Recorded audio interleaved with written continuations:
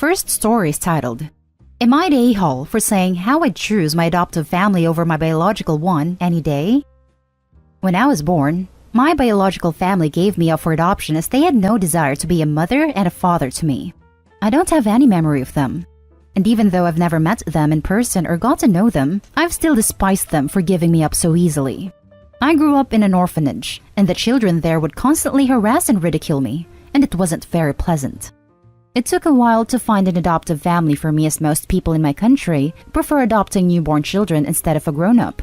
I was losing hope, and I've started to think that nobody would take me in, and I'd stay there forever. However, a very lovely couple met me while I was in the orphanage and seemed to like me, and I've liked them back. They were honestly so kind to me and praised me for my art that I've drew. It didn't take long for them until they finally decided they'd adopt me, and it was the happiest moment in my life. I was so glad to be part of their family. About a week ago, I've got a call from my adoptive mother saying that she had just got contacted by people who claimed to be my biological mother and father, and that they'd like to meet up with me sometime, and I've agreed.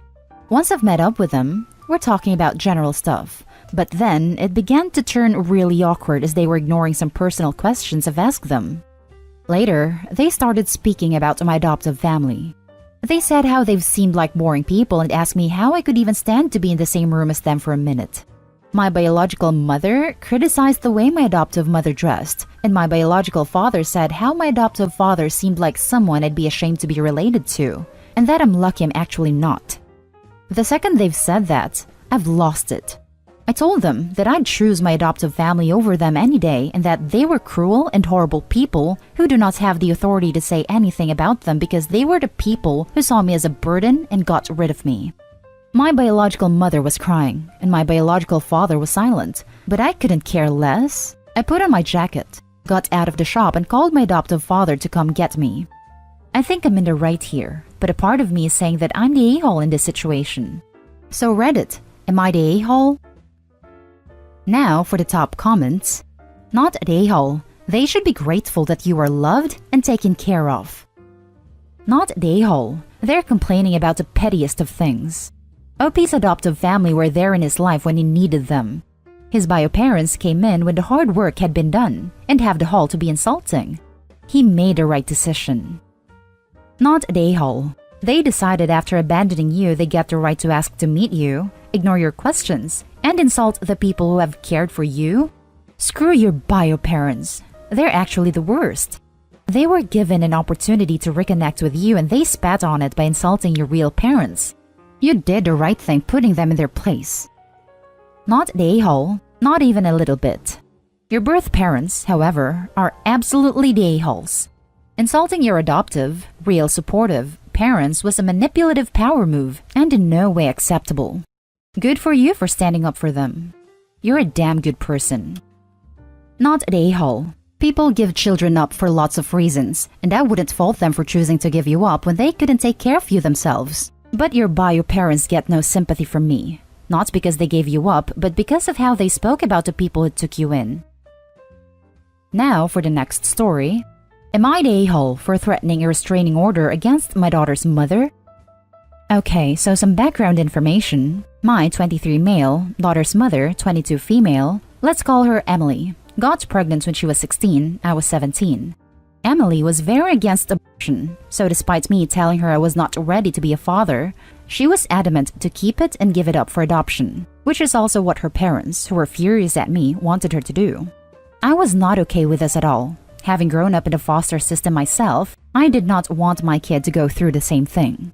Eventually, we decided that she would give birth and then relinquish full custody to me, who would raise the baby, despite my prior hesitation. Fast forward to current day, our daughter, Rose, has started school, although this year has been a mess with school, and I live with my boyfriend, Adam, 24 male. I love them both to the ends of the world, and I'm very happy with our little family. We are also in government support payments since we don't make a lot of money.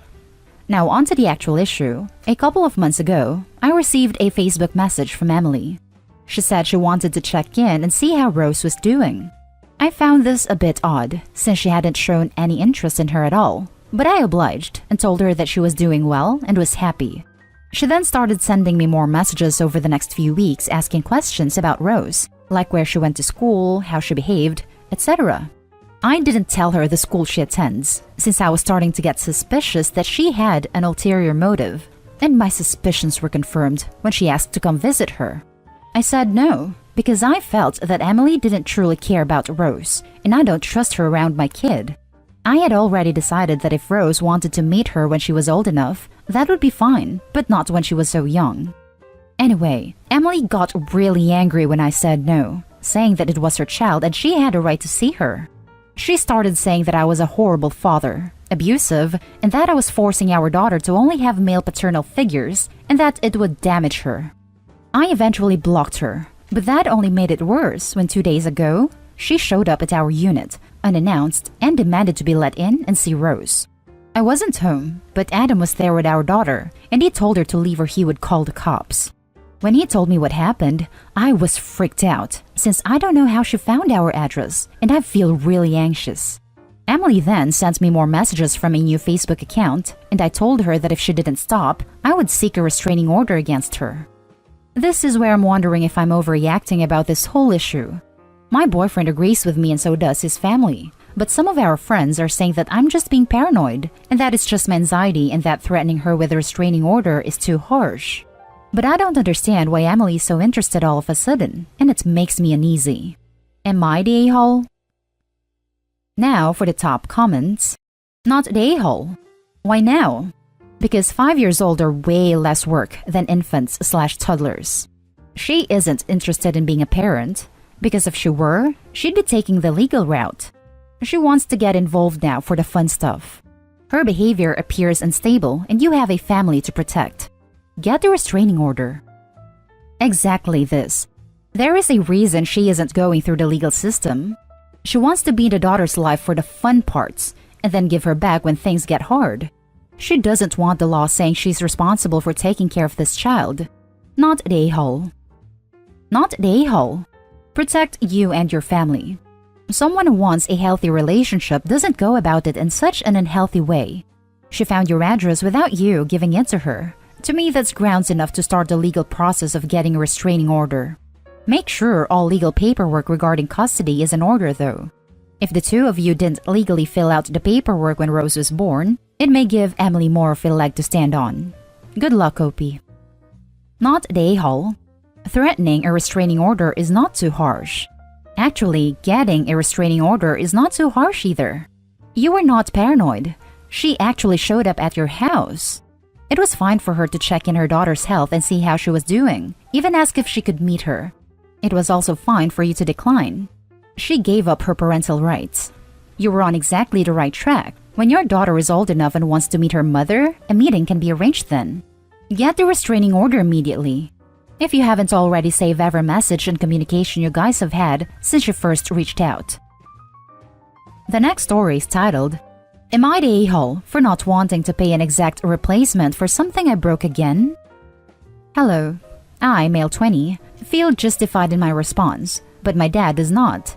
My younger brother and my mother are backing me up. Our home has black carpeting.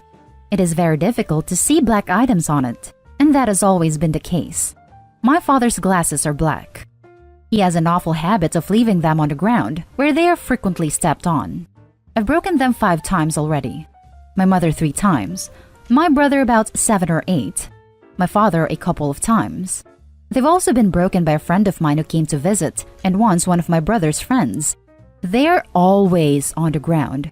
He leaves them at most random of places, until... Today, I got off the couch and there was a cracking sound. I looked down, and it's my dad's glasses. Again. So I pick them up and let him know. He looks at them, and he reckons that they're too broken to be fixed this time around, and asks me to pay for replacement. I'm refusing. Firstly, I don't have the income for buying an exact replacement. His frames were on the expensive side. Secondly, and more importantly, although I'm the one who broke them, I think it is his responsibility.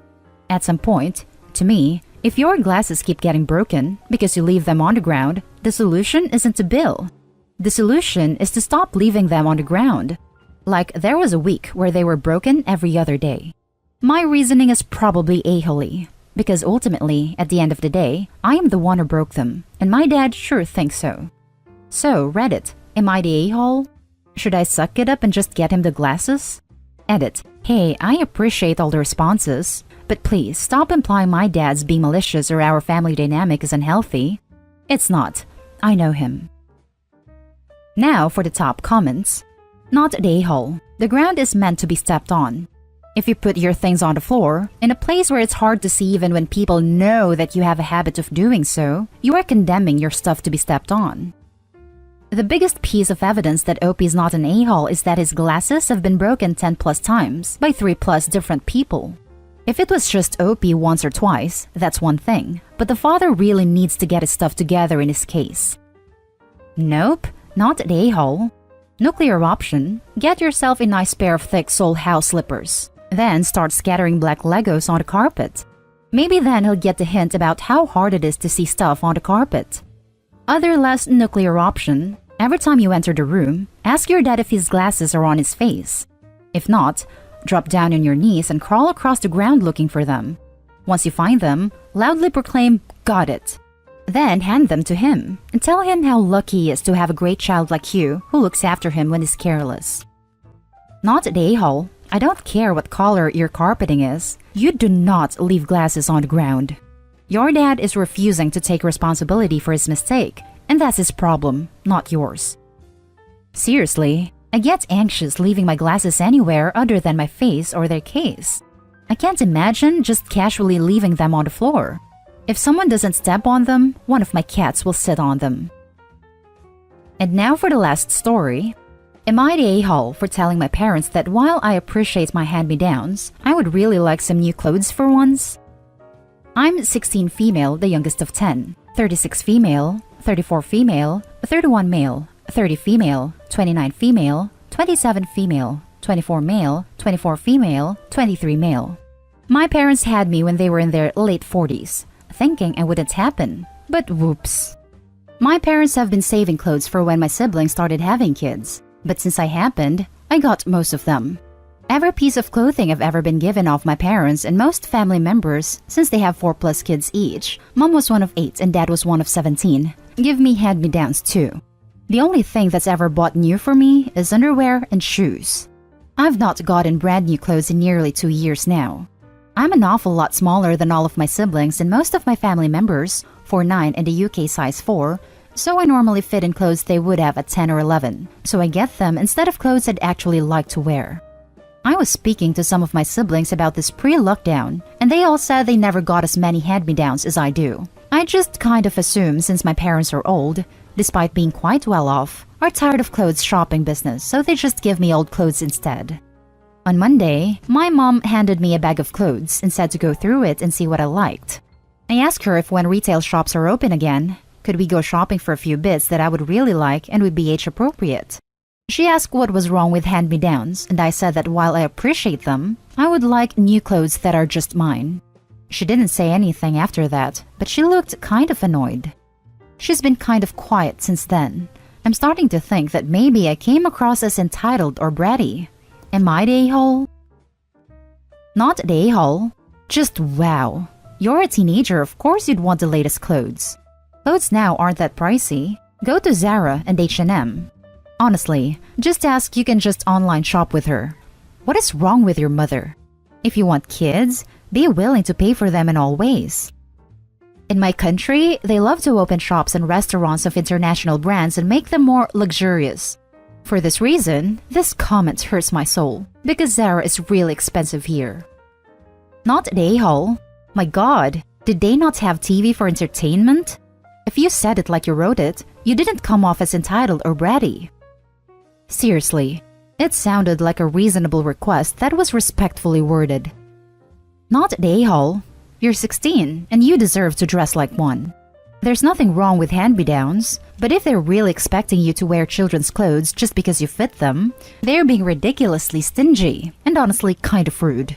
They're ignoring the fact that you're aging/maturing even if you're not growing anymore. If your parents won't do it, then ask your older siblings or other relatives, as a birthday or holiday gift, to take you. Even thrift and second-hand stores, as a last resort in case they tell you new ones are too expensive, almost always have clothes for teenagers. And that's the end of this video, folks. As always, leave a comment and hit like and subscribe. And if you want more of this content, turn your notification on to get updated on the latest videos. And I'll catch you with the next one. Stay safe.